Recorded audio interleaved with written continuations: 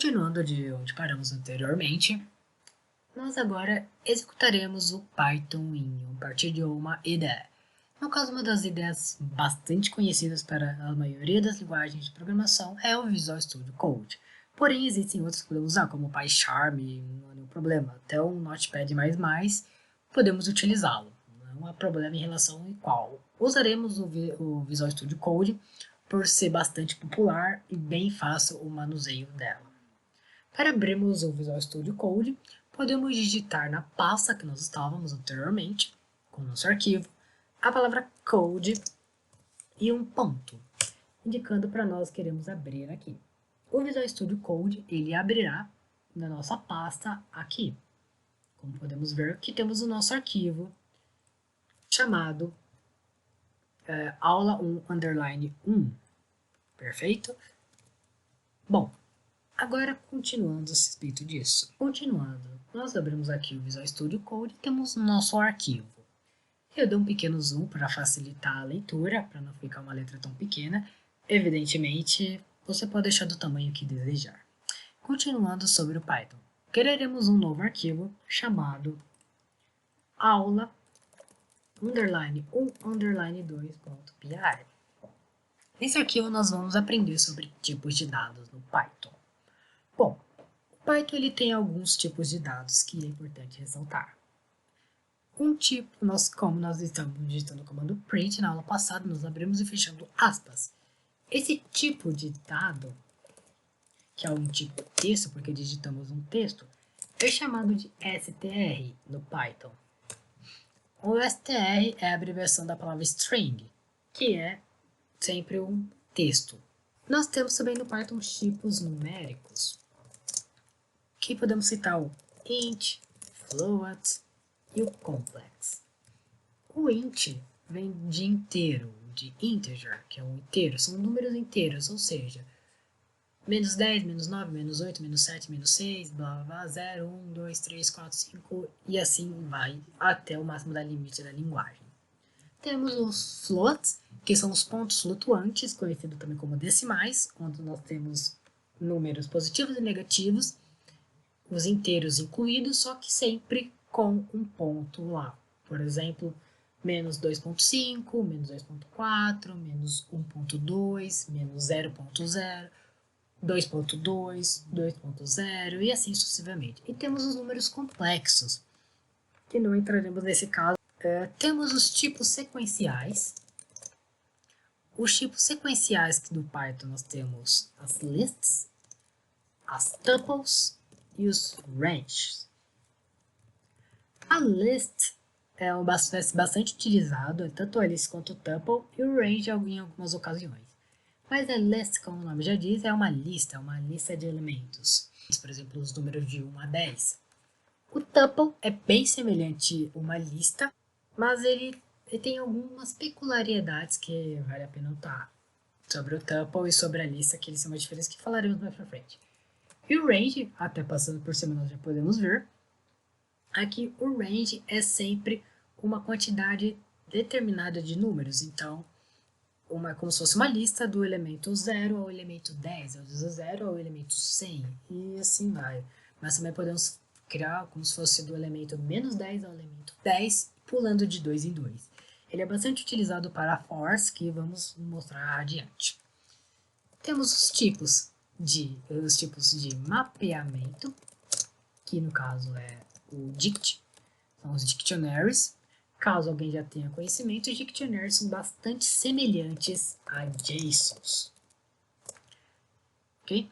Nós temos os tipos de set, como o set e o frozen set, que explicarei posteriormente. Os tipos booleanos, que no caso é o bool.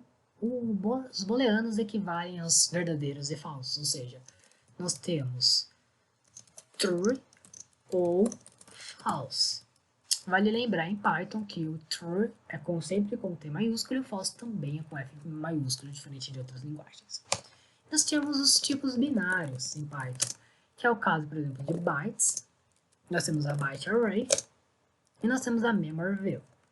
Desses tipos binários, eles são usados mais especificamente em cenários mais específicos, então não vamos entrar tão a fundo neles. Para declararmos uma variável em Python, tem uma estrutura bem simples, que é o nome da variável e o seu valor.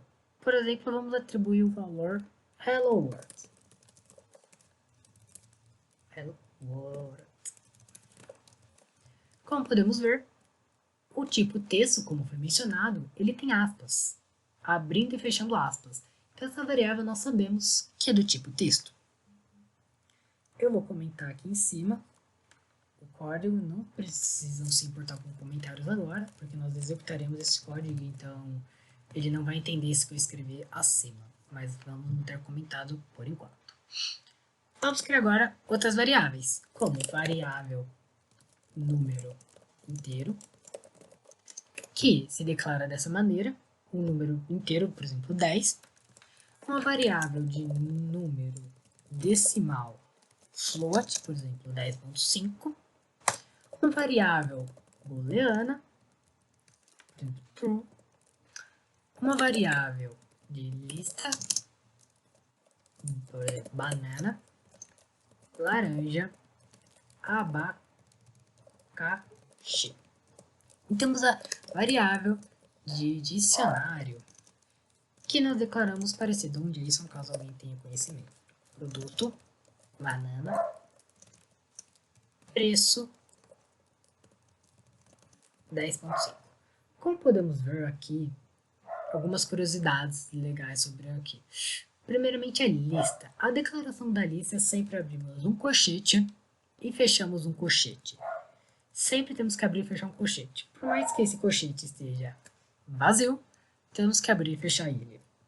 Os elementos da lista, que no caso é a banana, a laranja e o abacaxi, eles podem ser substituídos por qualquer outro valor. Poderia colocar true, false, true, não tem nenhum problema. Eu poderia colocar números aqui dentro, também não tem nenhum problema. O que eu quiser colocar aqui dentro, ela permite que eu coloque. Se eu quiser colocar uma outra lista, eu também posso colocar uma outra lista dentro de uma lista e assim pode ir.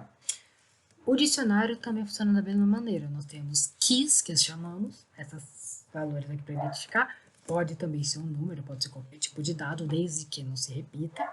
Isso é muito importante. E um valor para ela, que pode ser qualquer outro tipo de dado. Pode ser um texto, pode ser um número, pode ser até mesmo uma lista. Não temos importância do que é. Agora que temos aqui, vamos ver os tipos, de como descobrir um tipo de dado de cada uma das variáveis. No Python existe um comando chamado type. O type, ele retorna para nós o tipo de dado de uma variável. Como podemos ver, ele recebe um objeto, que um objeto aprenderão mais para frente do que é o termo correto. Porém, ele recebe uma variável qualquer. Eu posso passar o nome underline variável e mandar ele exibir com o comando do print, para ele exibir o resultado em tela. Nós podemos executar tanto pelo nosso terminal, com o comando Python e o nosso arquivo, como podemos ver, ou nós podemos executar pelo VS Code, que é bem melhor. Com um atalho Ctrl aspas simples, ele abre um terminal para nós. Nós também podemos clicar aqui em terminal e New Terminal, que ele irá abrir um terminal para nós. Dentro desse terminal, ele abre um terminal de PowerShell. Nós podemos executar o mesmo comando, Python e o nome do nosso arquivo. No caso, aula o underline 1, underline 2.py. E teremos o mesmo resultado, que é esse tipo aqui de dado. Podemos ver, é do tipo string, str. Nós podemos fazer isso para todas as variáveis, não há nenhum problema. E teremos que tipo int, tipo float, tipo boolean, no caso tipo bool, o tipo lista e por fim o tipo dicionário. Como podemos ter todos os tipos de variáveis. Agora entramos sobre a parte de concatenação de valores, onde nós vamos realizar algumas operações como soma, subtração, divisão, multiplicação, a própria concatenação, junção e outros. Bom, vamos a algumas curiosidades. Se nós executarmos, por exemplo, um print da variável do número decimal mais a variável do número inteiro, ou seja, vamos mostrar um valor decimal com o valor inteiro, nós teremos um número decimal, ou seja, um número float. Podemos executar o comando, como podemos ver, nós teremos 20.5. Ele somou os 10 mais os 10.5 e deu um número em formato float, certo? Nós também podemos realizar a soma do float com um número qualquer, como 0.5. Então, ele vai pegar o valor que está aqui nessa variável, que é o 10.5, e somar com esse valor, o 0.5. E nós teremos o valor 11, se a matemática não mudou. 11.0. Vale ressaltar que ele colocou esse ponto 0 porque se trata de floats, ok? Por mais que esse número seja inteiro, o tipo de dado dele é float, então ele vai exibir o número com esse formato. Nós podemos também realizar a soma de um número inteiro, mais 10, por exemplo, que é um inteiro com um inteiro, e o resultado será o número 20, que é inteiro. Legal? Veja que o 20 não ficou com ponto zero, isso é bastante importante. Nós também podemos realizar uma soma de dados que não são números juntos, como um valor booleano mais um valor número inteiro. São um tipo, ou seja, um tipo int com o tipo bool. E nós teremos o resultado 11. Por que temos o resultado 11? O motivo de nós termos esse resultado é que no Python, valores de tipo true representam 1. E valores do booleano do tipo false representam 0.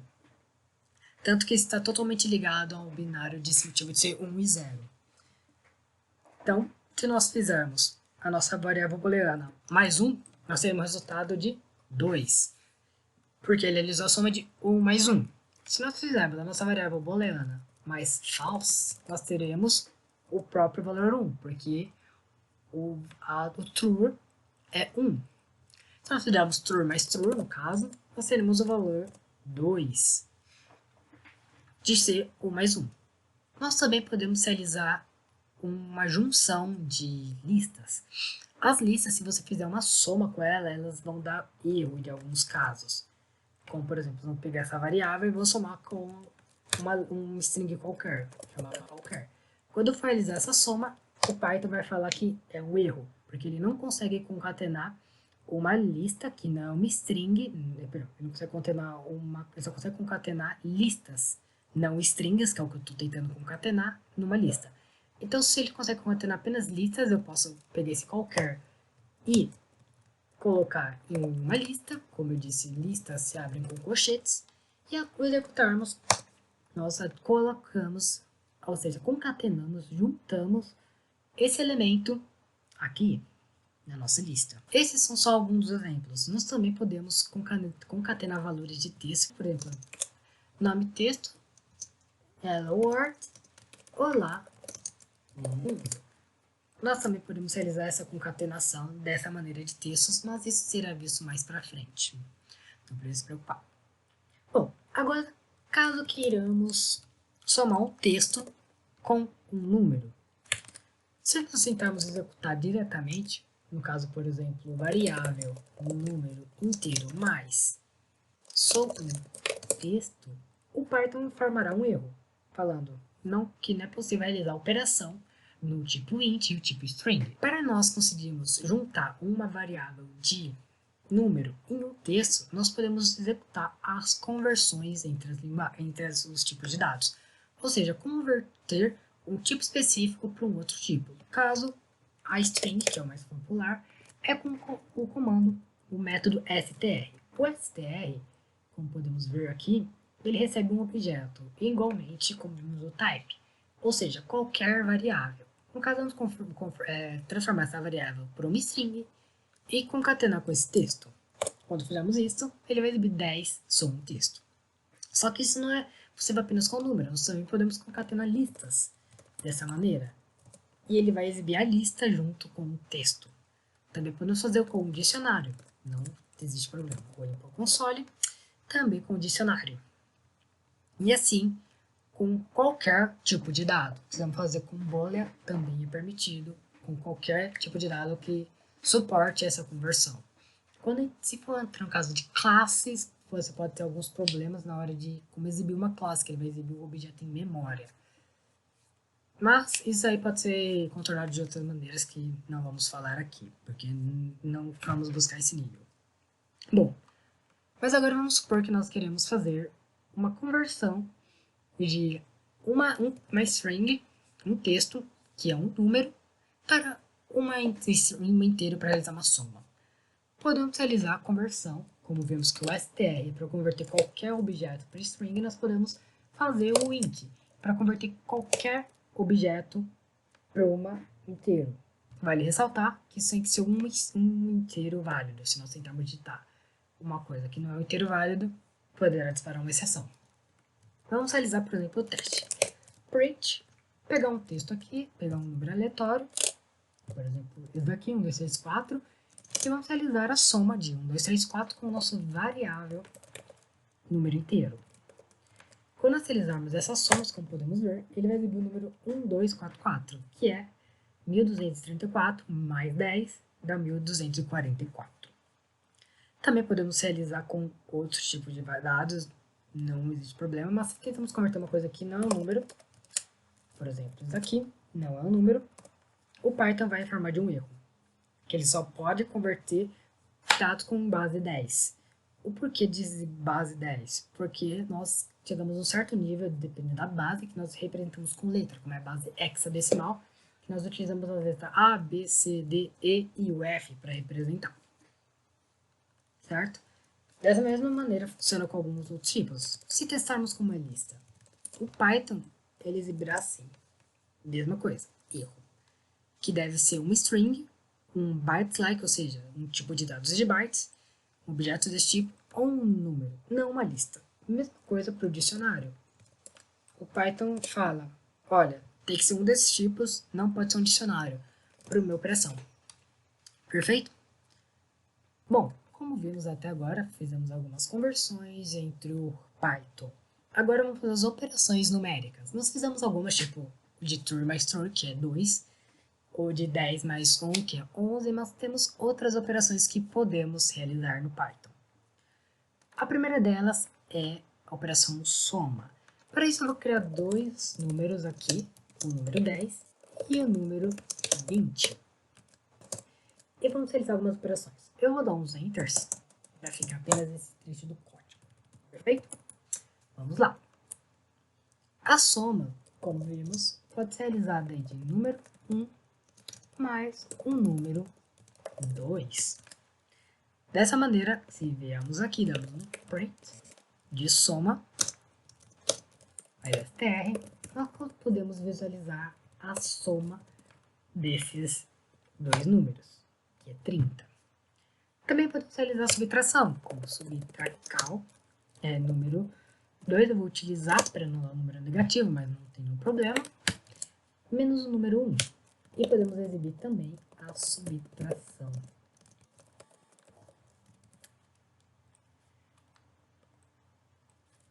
Que é a subtração 10.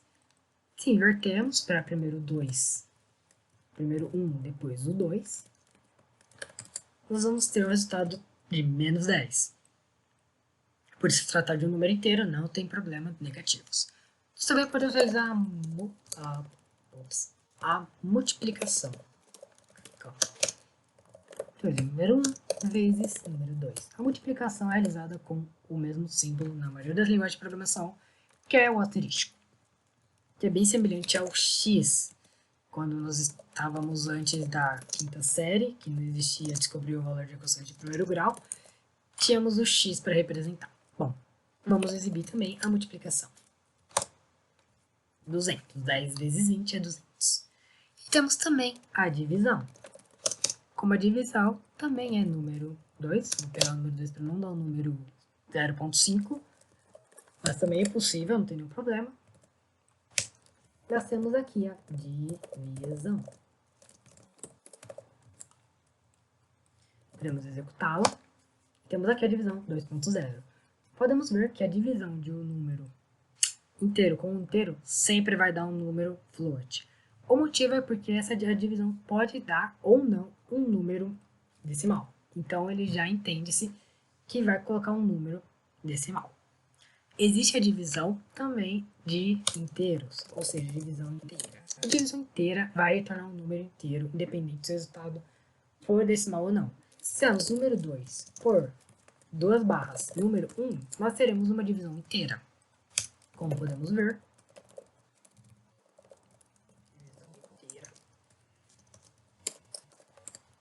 ele vai exibir agora o valor 2. Ele não vai exibir mais o valor 2.0, mas sim o valor 2. E se realizarmos o contrário, onde 10 dividido por 20 é 0.5, nós teremos apenas 0, porque é uma divisão inteira, não admite valores quebrados. Como podemos ver, se fizermos a divisão com uma barra só, que é uma divisão normal, dá 0.5, porém na divisão inteira nós temos apenas o valor inteiro. Às vezes é bem útil quando você precisa realizar um arredondamento para baixo de um determinado número. Nós também podemos fazer o elevado. O Python permite que nós realizamos a operação elevado através do comando do número que nós queremos, por exemplo, o número 2, vezes 2, por exemplo. Nós vamos fazer agora o número 2, que é 20 elevado a 2, como vezes. Podemos fazer também elevado ao quadrado. Se o número 2 é elevado. Nós teremos aqui o elevado ao quadrado, que é 400. Também podemos realizar um elevado a outro número, que é número 2 vezes número 1. Ou seja, faremos 20 elevado a 10, que vai dar um número bastante gigantesco. Acredito que ele deva estourar até mesmo a capacidade da variável e ele arredonda o número. Porém, temos aqui os 1024. Bom, possivelmente talvez você perguntando, e a raiz quadrada? A raiz quadrada seria mostrada mais para frente, visto que ela dependerá de importação de bibliotecas. Nós chegaremos nela quando formos mostrar sobre as bibliotecas do Python, e até mesmo dentro das bibliotecas do Python temos outra maneira de fazer o elevado.